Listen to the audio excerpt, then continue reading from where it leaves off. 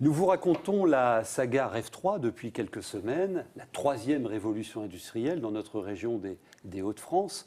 C'est de la transformation, plus qu'économique d'ailleurs. Bien sûr, c'est porté par le monde économique, les entreprises, mais ça concerne les territoires et surtout ça nous concerne nous tous. Parce que tout ce qui se passe de transformation, ce sont des nouvelles offres, des nouveaux modes d'organisation dans les entreprises dans lesquelles on travaille. Et bien évidemment, un grand programme de transformation comme celui-là, ça doit se financer. On va en parler avec David Bruxelles, qui est directeur général de la CCI Hauts-de-France. Bienvenue. Bonjour Jean-Michel. Alors ça en est où, Rêve 3 ? Parce que là, on a fait des coups de zoom sur quelques projets. Vous avez combien de projets dans vos tiroirs ? Enfin, les tiroirs, ils sont grands ouverts. Absolument. Alors Rêve 3, c'est concret, opérationnel, et ça permet aux entreprises de la région de trouver des débouchés nouveaux et de faire du business nouveau. C'est l'enjeu que nous portons à la CCI. Et donc des emplois aussi. Et des emplois, absolument. Aujourd'hui, c'est plus de 700 projets. 700 projets. Absolument, d'entreprises de toute taille, de tout secteur d'activité, évidemment dans le domaine énergétique, dans le domaine du digital et dans tout ce qui concourt à faire de la région des Hauts-de-France une région en pointe sur l'économie de demain. 700 projets et notre ambition, c'est de passer à 1400 projets. C'est l'ambition que porte Philippe Hourdin, le président de la CCI de région, à horizon 18 mois. Donc, vous voyez, c'est concret. Certainement, même sans le savoir, autour de vous, dans votre quotidien, il se passe du Rêve 3. Alors, ces transformations lourdes, importantes, long terme, dont on doit voir des retombées rapidement, vous les accompagnez. La CCI Hauts-de-France, vous êtes un peu pilote avec le conseil régional de ces opérations. Comment vous les accompagnez ? En matière de financement notamment. Alors en matière de financement, nous faisons de la question du financement de l'entreprise en général une priorité de cette nouvelle mandature consulaire. Et effectivement, nous avons mis en place un certain nombre d'outils de financement très concrets, déjà opérationnels.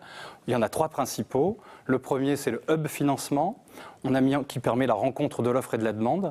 Ensuite, on a mis en place un livret d'épargne grand public, dont on pourra reparler. Et également, plus technique, mais pour des entreprises un petit peu plus structurées, un fonds d'investissement dédié à la troisième révolution industrielle. Alors, vous allez nous expliquer ces outils dans quelques instants, mais là, la preuve par l'exemple des besoins de financement. On va vous emmener dans l'Avesnois, une activité de presse écrite.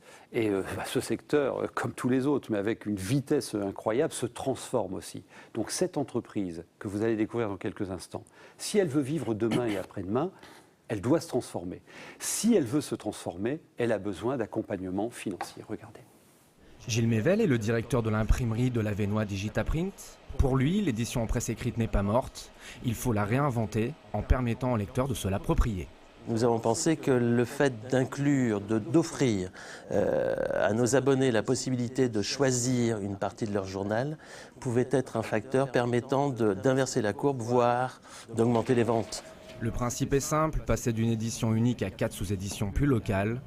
Dans une sous-édition donnée, le lecteur peut ensuite personnaliser son journal en faisant son choix parmi 4 packs de rubriques. Pour pouvoir imprimer des journaux entre guillemets à données variables, vous ne pouvez pas utiliser les machines actuelles qui impriment les journaux parce que c'est impossible d'arrêter chaque exemplaire, de décaler la rotative, de redémarrer la rotative et ainsi de suite. Le monde de l'offset ne le peut pas économiquement.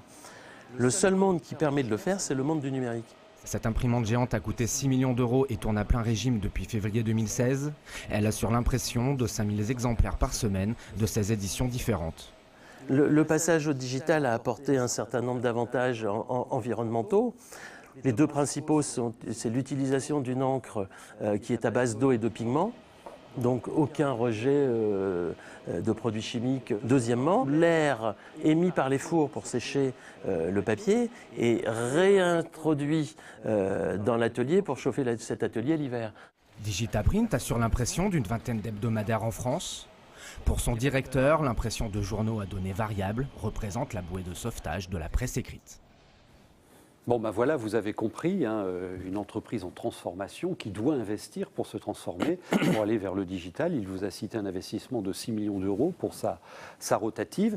Donc, effectivement, s'il n'y a pas cet accompagnement financier que vous allez nous expliquer, ils ne pourront pas avancer vite. Qu'est-ce que vous proposez ?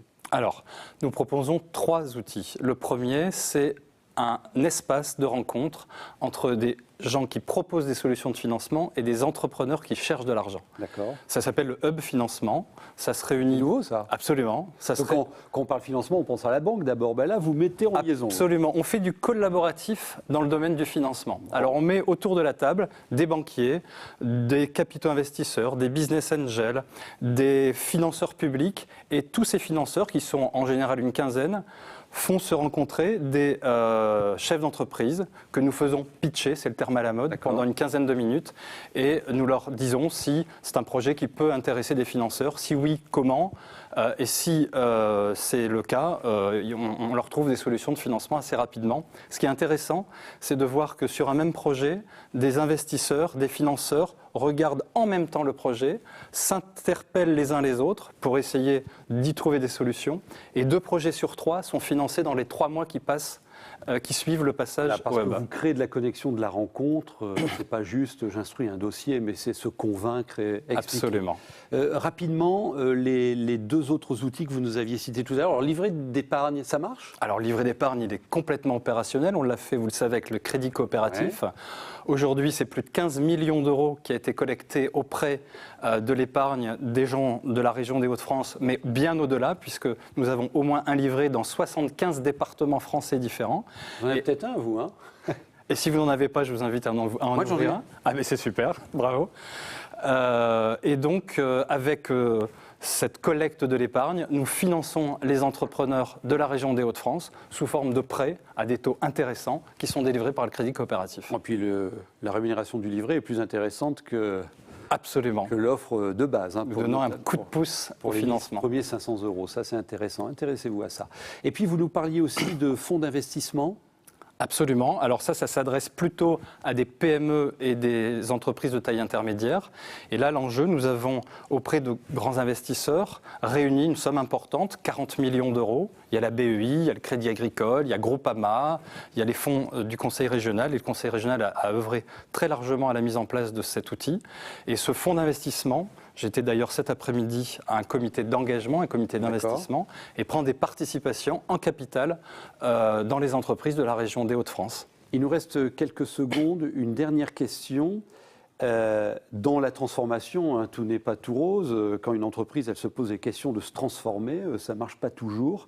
Est-ce que vous avez des dispositifs pour accompagner les creux de vague?